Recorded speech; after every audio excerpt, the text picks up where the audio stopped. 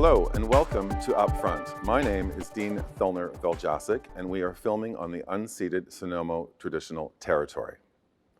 Good food should not go to waste, and nobody knows that more than Nanaimo's Loaves and Fishes.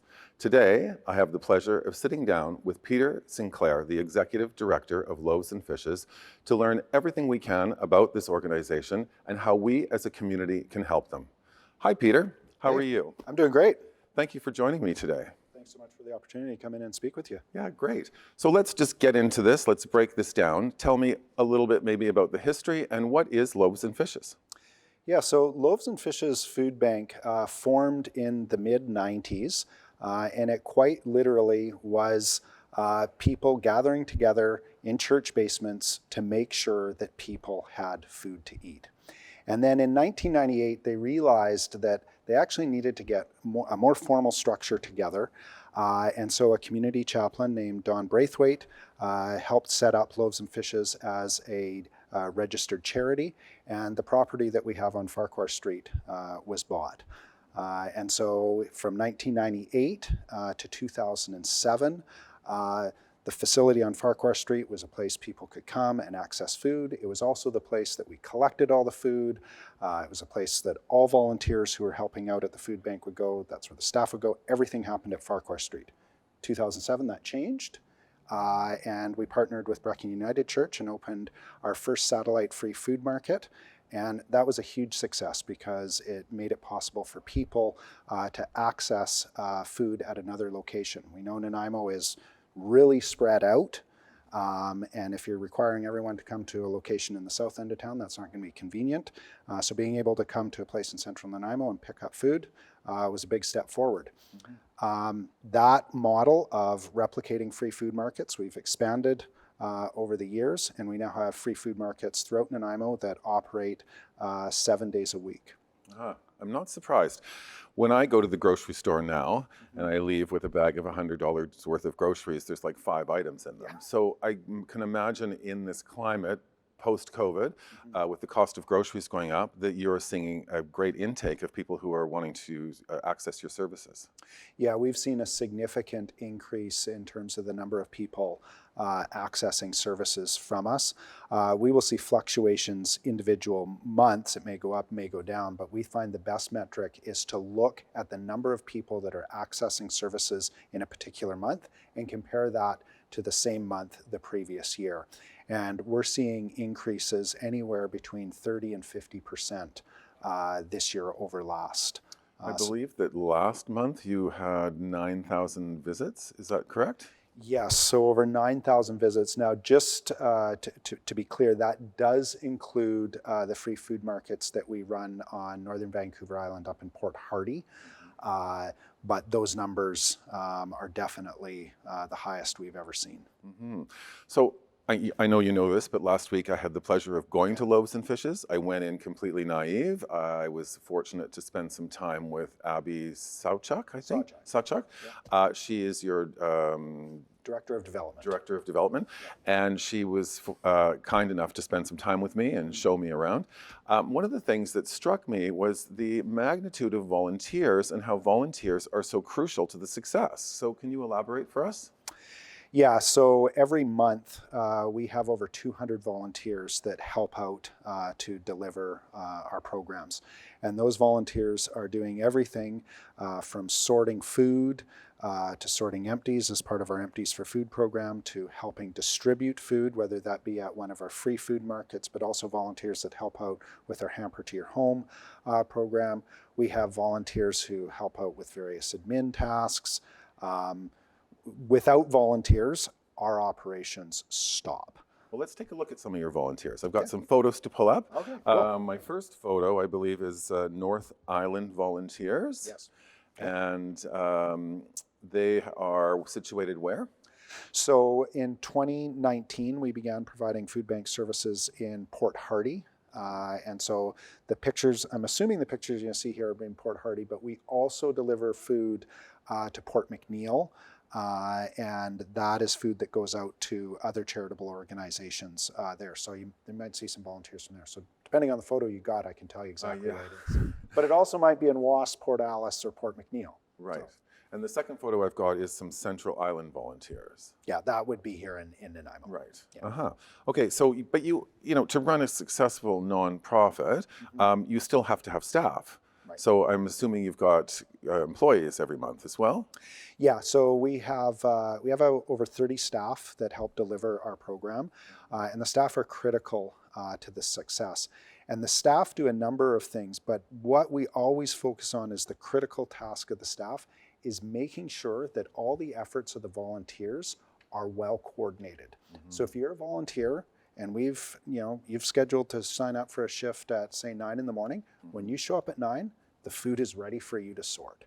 It's the bins are there, the equipment is there, everything is set up so that you can be productive as a volunteer. I think I have a photo of a food delivery as well.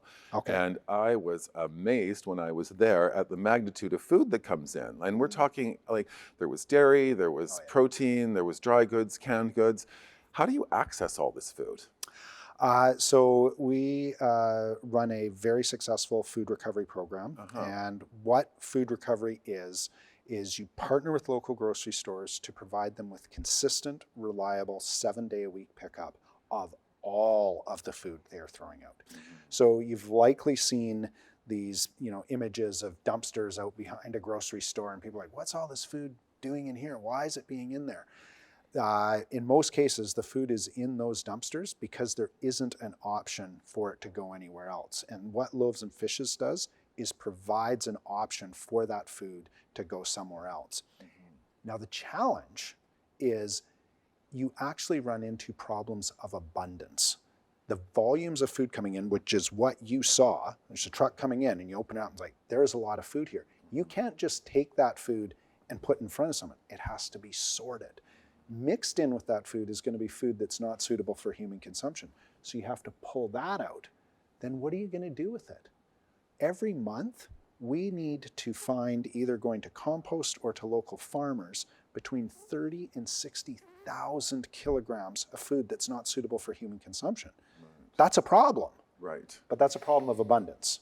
So we'll take those problems, but they're very real problems, and they're challenges to deal with. So what's the history on this? I mean, up until a certain point in our communities, we just threw food away.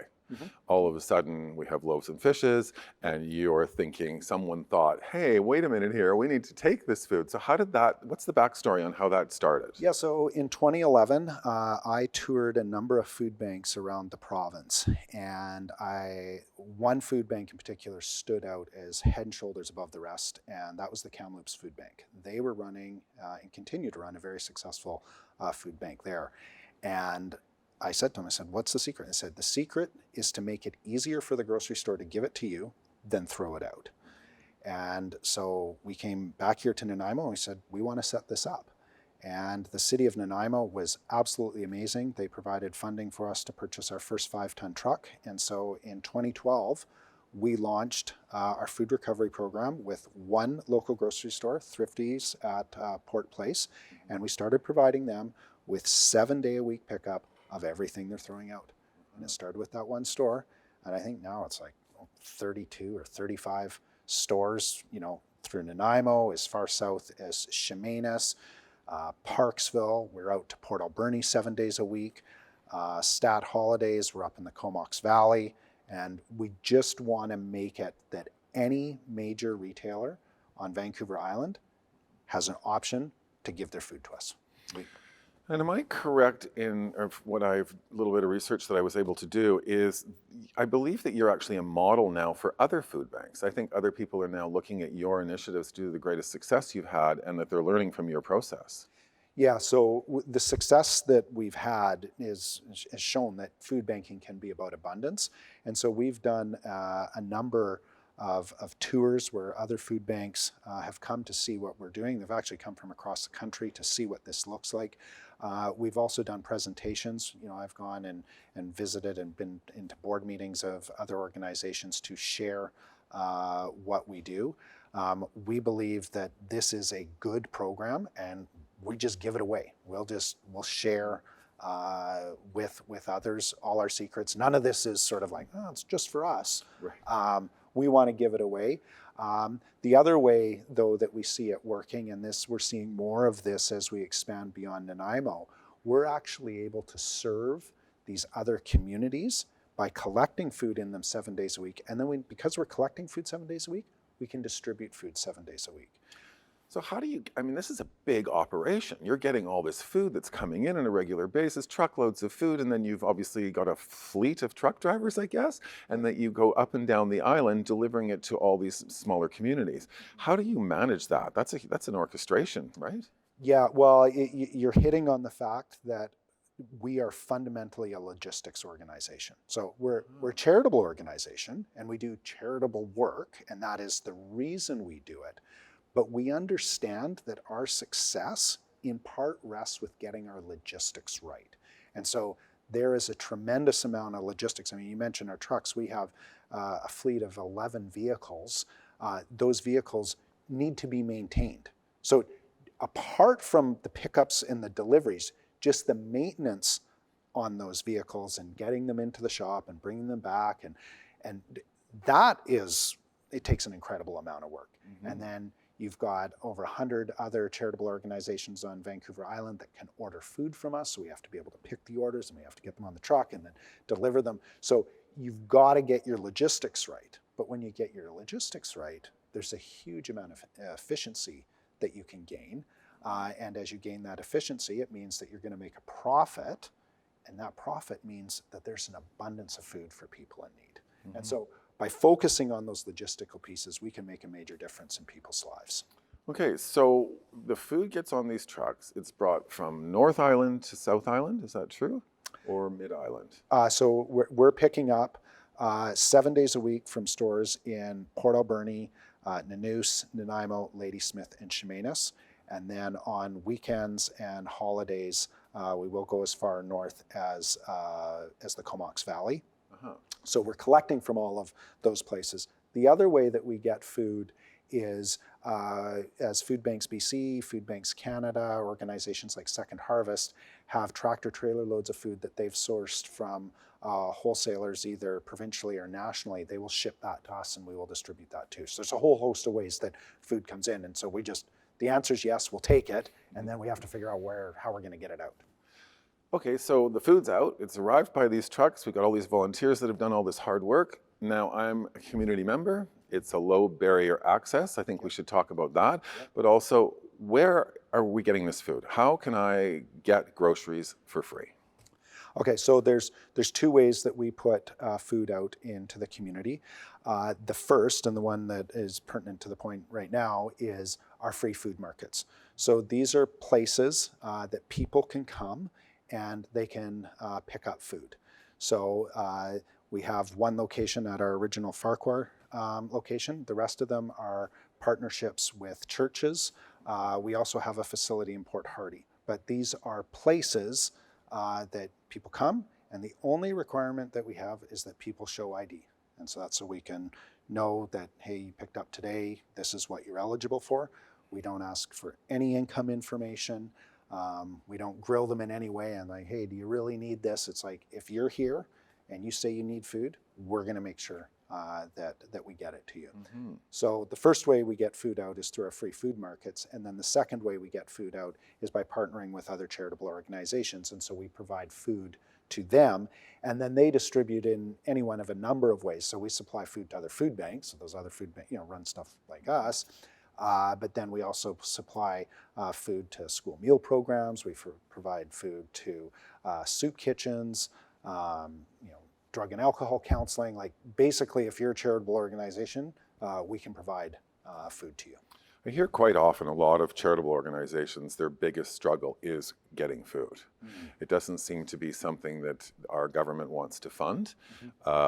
Understandable, there's only a certain amount of money going out to certain organizations and they've got priorities. But one of the biggest struggles is always that I hear is we cannot get enough food for the magnitude of people that are on the street that need it. So what if I can't get to you? What if I'm disabled? What if I have mental or physical health restrictions and I would like to access food? Is there a way for me to do that? Yeah, so again, there'd be two ways. One is directly through us. So at our free food markets, people can have a friend come pick up for them. So that's one way. The other way is we have a hamper to your home program where our volunteers will actually drive food to people's houses and deliver it to them. The other way is through our partnerships with other charitable organizations. So they may have different programs that actually get food to people in need. Mm-hmm. Now, I read somewhere that during COVID there was a drive-through option. Is that still an Yes, option? we still do have a drive-through at our Farquhar location. Where is that? At our Farquhar location. Yeah. Okay. One of the things I think we should talk about is your partnership with other organizations. I know that there is, correct me if I'm wrong, but there's a partnership through the schools. So can you elaborate on that for me? Yeah, so partnerships are critical to our success. So you're mentioning our partnerships with schools for school meal programs. We have a great partnership with the Nanaimo Ladysmith School Foundation.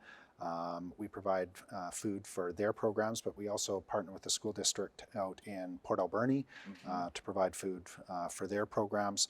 And so basically any academic institution, we can provide food to them because they've got some pretty dire situations. You know, young kids coming to school and don't have food to eat.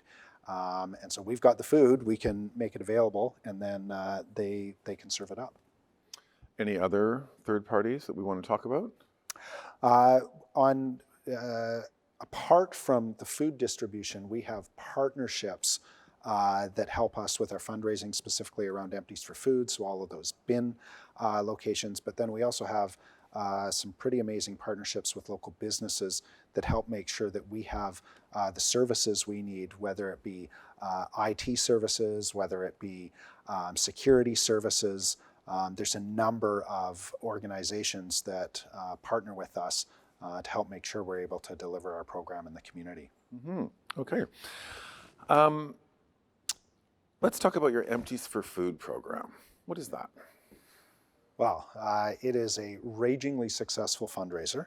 Okay. And so just to give you a sense of scope, we launched that program, I believe it was in 2017? 2017, 2018. The first year we ran it, brought in $39,000 in revenue with about $10,000 in expenses. Last year, that program brought in just over $300,000 in revenue with about $100,000 in expenses. Incredible. And we see opportunities for that to continue to grow. And so we have you talk about partnerships, we partner with Regional Recycling. We have, I believe it's now 45 bins. Each one of those bins is worth over $4,000. Those bins are not owned by Loaves Fishes Food Bank. They're owned by Regional Recycling. They provide the bins. We go find the locations. So we have partnerships with churches or 7-Eleven or liquor stores or whatever it may be. So we have that partnership. So we can take the partnership with Regional Recycling, the partnerships with these locations, and we can get the bins placed. And then we service the bins, and all those empties we're able to turn into some money. Brought some garbage to the Cedar dump the other day, and I noticed that was happening, and I thought, wow, the outreach is incredible. Yeah. So there's another partnership. The city of Nanaimo has been a great partner, and I guess it would be the RDN there at the Cedar dump. We have a bin there. Right. So yeah, I saw. Yeah. It's like, they're everywhere. Right? Oh yeah. Where else was I noticing? I was at the grocery store, Sabzi Mandi, I think it was in my area, and I thought, oh, here's another partnership. So it's one of those things where you haven't heard much about something, and then you hear about it, and then you see it everywhere. Yeah. Okay, what about the recycling locations? Like you said, they're everywhere, right? You can just drop them off, and what happens with this? Do you get like a receipt for doing that, or it's just No. It's just strictly convenience for people. So the most common feedback we get on our empties program is like, this is just so nice. I don't have to go stand in line. I don't have to get dirty and do all this sorting and then end up with $7.25 in change. Right. I just dump it in there, know that I did a good thing, help the food bank out. Service initiative. Totally. Yeah, it's great. And feel good. The other thing that is good, by having all of those locations, it actually increases the return rate. So fewer of those empties end up in the landfill. So there's this added benefit of when you add convenience, it means that more recycling is happening. Excellent. Food for farmers. Yeah. When I was walking around with Abby, she had, at the end of our tour, she's like, and see this food that's not consumable, we give this to farmers. And I was like, wow, this is full circle of life here. So can you explain that to me? Yeah, so as I mentioned before, between 30 and upwards of 60,000 kilograms a month we need to dispose of because it's not suitable for human consumption. And the first way we try to get rid of it is providing food to farmers. So we have a number of farmers here who pick food up from us. It's a huge help. But we also deliver food. There's a farmer up in Sayward that we deliver to because our trucks are going to the North Island every week, and there's extra space on the truck, so we deliver there. We have a great partnership too with Circular Waste. So this isn't particularly farmers, but they'll give us 8,000 kilograms a month for free that we can drop off to be composted. And then after that, I believe it's $135 a ton that we need to pay if we're going to compost it. So for us, it's better to get it to the farmers. The farmers, are happy because, hey, I got free food for my livestock. Or, we've had farmers too that pick up for us so that they can compost it, so that they can, for the vegetables that they're going to be growing. Incredible. Yeah. So after my visit with Abby and walking around, it was clear to me that you've outgrown your location, right? And I think I have a photo here to show the new location, the proposed new location. So what does that look like? Where are we at with that in regards to funding or feasibility to make that happen? Yeah, so the City of Nanaimo has issued a development permit for our warehouse that we're going to build. And we anticipate submitting for a building permit in October. So just today I saw some more drawings, and these are like very technical drawings. I'm not an engineer, but I'm like, oh yeah, no, these are real proper drawings of what's going to be built. In terms of funding, we've made significant progress. So a few things that I will mention. First and foremost, the City of Nanaimo stepped up and made sure that we have the land. So we have 1.3 acres of land on East Wellington Road that the city has provided a 30-year lease to us for only $10. So that's huge, having a piece of land available. The Regional District of Nanaimo has provided $300,000, approximate, give or take, to help make this warehouse a reality. And then the provincial government has provided $7 million towards the construction costs of this new facility. Now, that is not going to be enough to complete it, and so we're now working with the federal government to secure the remaining funding to make this warehouse a reality. Which brings me to my next point is how can we as a community support you? So I know that you can make a donation, obviously. Go down to your location on Fry Street and make a donation. That's tax deductible, I would imagine. Yeah, absolutely. You could send an e-transfer in or Visit some sort our of website, viloavesandfishes.org. You can donate there. Just make sure if you want a tax receipt to make sure you put in your first name, last name, postal code, and Give address, us complete right? information. Yeah. But there's other ways too, like you could create a fundraiser, I guess. Do people independently do fundraisers for you? Yeah, so if you go to our website, viloavesandfishes.org, I think it's get involved, or there's ways to contribute. But if you look there, we have what we call a third-party event form. And that outlines sort of, you can apply to do an event, and you can say, hey, this is what I want to do. I'm hoping Loaves and Fishes could provide T-shirts or stickers or, promotion or whatever. You put down what you think, and then we can help get your event promoted. So my background is actually fundraising, third-party fundraising, and one of the biggest questions I always had working with an organization is, will you be able to supply those tax receipts for donations at that fundraiser? So yes, that's...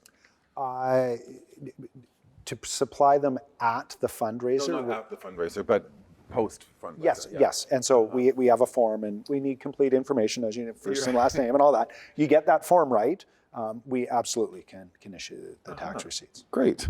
And people can also apply for jobs. How would you apply for a job to work with Loaves and Fishes? So right now we have a driver / warehouse job posting. Bring your resume to 210 Fry Street, and you want to ask to speak to Don or Alex. And yeah, so come on in, and I know we're hiring at least one. So come in, make a good impression, and if you're looking for a great place to work, you're a hustler and you can show up on time, chances are we got a place for you. Nice.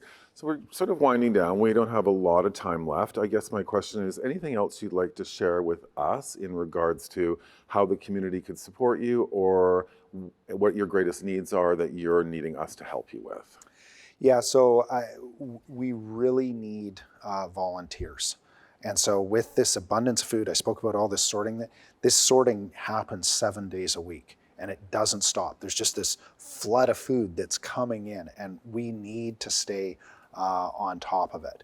And so, people were like, oh, I don't have money, I can't donate. But if you can donate your time, that is of huge help to us.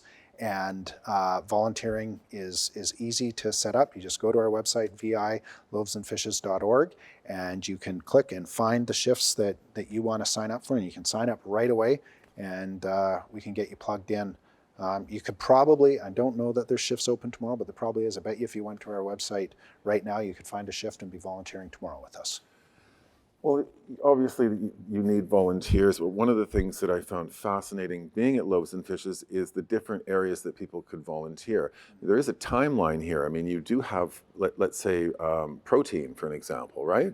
It's coming in frozen. It has to be put into a situation where it can't thaw out. It has to be sorted. Yeah. Then it's got to be put into different bins for different areas. It's this constant moving machine. Oh, yeah. Yeah, so maybe you could elaborate just quickly on some of the volunteer positions that might be available for people.